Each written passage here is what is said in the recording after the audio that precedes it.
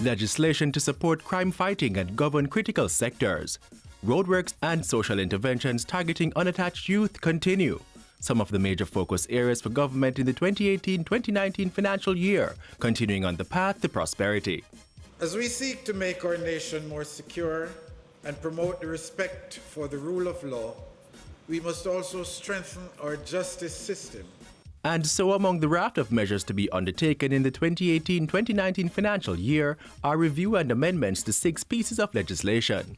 Among them, the statutory review of the Sexual Offences Act. The administration's program will contribute to the achievement of a modernized justice system that Jamaicans deserve, improving the delivery of the justice services in 8 additional parishes through justice centers by 2019 and establishing the single anti-corruption agency.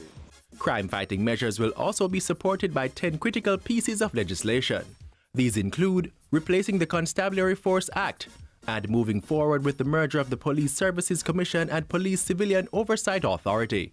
The police's investigative capabilities will also be supported by amendments to the Firearms and Fingerprints Acts, while other legislation will be moved to modernize the parole and correction systems, go after the proceeds of crime, and suppress criminal organizations. In addition to the legislative measures, the government will continue to focus on strengthening its administrative and technological capabilities, crime prevention, community safety measures, and rehabilitation and redemption.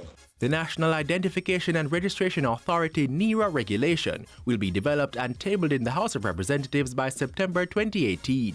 This will further facilitate the transformation of the Registrar General's Department into the new identification regulating body.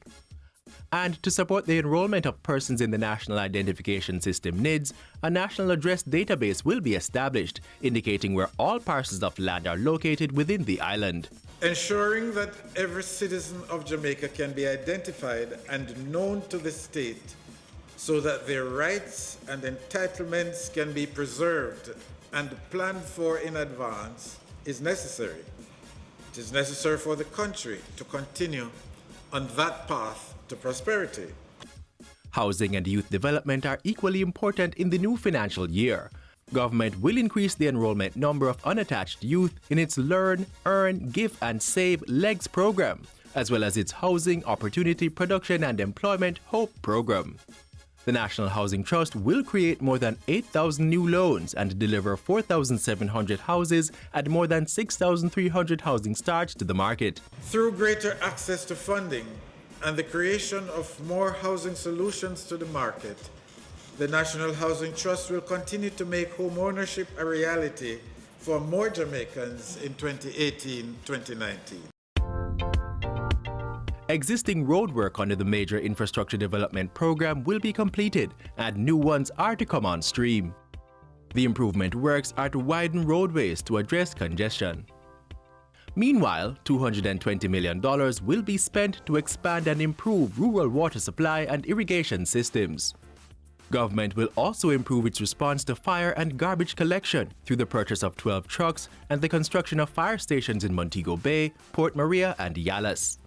On the social protection side of things, 2 drop-in centers will be constructed in Trelawney and St. Thomas as temporary accommodation for homeless persons. The government will also build 4 homes for registered indigent persons this year in a program to build 28 indigent homes across the island. And protection against unwanted sexual advances will be accelerated with the tabling of the Sexual Harassment Bill this year. In the transport and mining sectors, work to resume the railway service will intensify with construction of Phase 1 from Montego Bay to Appleton to begin this fiscal year. The bauxite and alumina sector has started to see steady growth and will continue as the major players enhance expansion or modernization activities. The finalization of the National Mineral Policy and Action Plan will also take place this year.